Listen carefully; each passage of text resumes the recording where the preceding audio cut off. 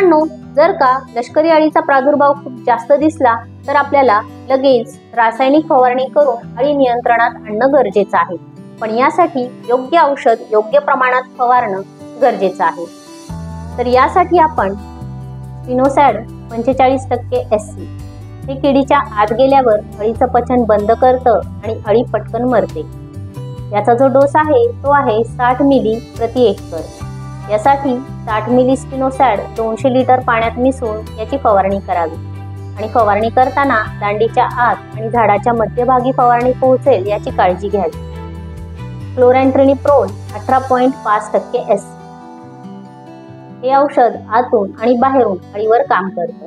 याचा जो डोस आहे तो आहे 50 मिली प्रति एकर. यासाठी 50 मिली क्लोरॅन्ट्रेनिप्रोल 200 लिटर पाण्यात मिसळून याची फवारणी करावी.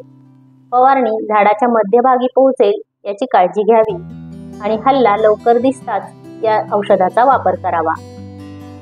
थायोमिथोक्झॅम 12.6% अधिक लॅम्ब्डासायलोथ्रिन 9.5% ZC हे मिश्र औषध अळीवर झटकन काम करतं आणि पुढच्या अळींची संख्या वाढू देत नाही. याचा जो डोस आहे तो आहे 80 मिली प्रति एकर.